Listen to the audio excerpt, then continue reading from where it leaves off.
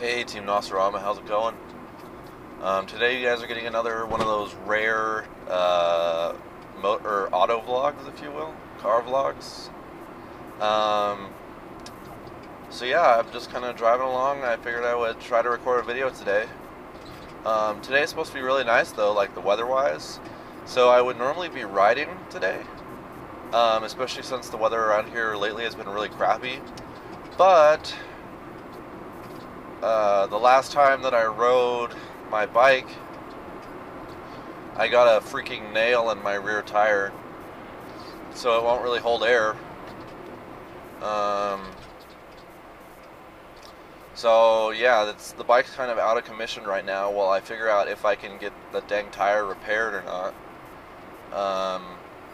This weekend's supposed to be really nice, so I'm hoping that tomorrow, today's Thursday, tomorrow, Friday, I can hopefully get it figured out and get it fixed either tomorrow or Saturday, so that way I can ride at least on Sunday, because Sunday is supposed to be the nicest of the weekend. It's supposed to be like 60s, which is really nice for here.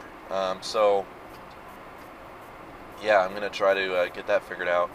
I'm also due for like an oil change and a few other little maintenance things, so I'm just going to try to take care of everything that I need to with the bike, like all at once, so it's just all taken care of, and that way it's pretty much ready to go for riding season as the weather starts to warm up here. But yeah, so I'm in the car today. Hopefully you guys like that. But this opportunity, or the fact that I'm in the car, gives me the opportunity to talk a little bit about how being a car driver relates to being a motorcycle rider as well. And there's a couple different things I want to talk about.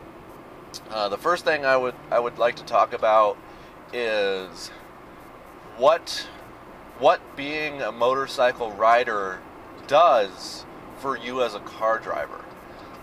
In essence, riding a motorcycle makes you a much better car driver. And the reason I say that is when you're on a motorcycle, you have to ride and you have to act very sort of defensive and always on your guard, because on a motorcycle it's just you're a lot less likely to get seen. You know, you're gonna have more, or your injuries are gonna be more severe in a wreck and everything like that. So when you're riding a motorcycle, you're like very conscious. You have to totally be in it. You have to pay attention to everything going on in the world. You know, it takes a lot of focus and a lot of multitasking, if you will, to ride a motorcycle. And I noticed this when I started riding a few years ago, and I keep noticing it today, that riding a motorcycle really makes you a better car driver, because some of those skills and the thought process that you learn from riding a motorcycle on the street tends to carry over into your driving. So I've noticed that just in general, like since I've started riding the motorcycle, it makes me a much more conscious, a much better car driver. I tend to pay attention to everything going on a lot more often. I check my mirrors a lot more often. I make sure that I know everything that's going on, and I look both ways like twice and everything like that. You know, it's just those skills that you have to know and you have to learn to be able to successfully ride a motorcycle on the street. It really does carry over to your car driving. So I would say that's kind of a benefit of being on a motorcycle, is that that a lot of those skills that you learn on a bike do carry over to driving as well. And I think that's good. I mean, I think that if every driver on the road also rode motorcycles, they would know, or I mean in general, people would drive a lot better than they do, I think. And we'd also probably have less motorcycle accidents because car drivers would be more aware and everything like that, and they would probably be a lot less likely to accidentally hit a motorcyclist or pull out in front of a motorcyclist without looking. Those kind of typical things that cause motorcycle accidents, those would probably be more avoided. So yes, riding a motorcycle makes you a better car driver. Now, there's something else to talk about with this, and I've heard Chase on Two Wheels briefly talk about this before, but I thought I would chime in on it as well. And this is the idea of teenagers who are like, they just turned 16, they're just getting their driver's license, and they want to go out and get a motorcycle endorsement and also and basically start off riding a motorcycle. Which I mean, that sounds really cool. I mean, you're 16 years old, have all these friends, you're going to school, and you're riding a motorcycle. Like, you'd be pretty badass, right? But the only problem I see with that is that, as I mentioned before, riding a motorcycle adds a whole new level of complexity to being on the road. And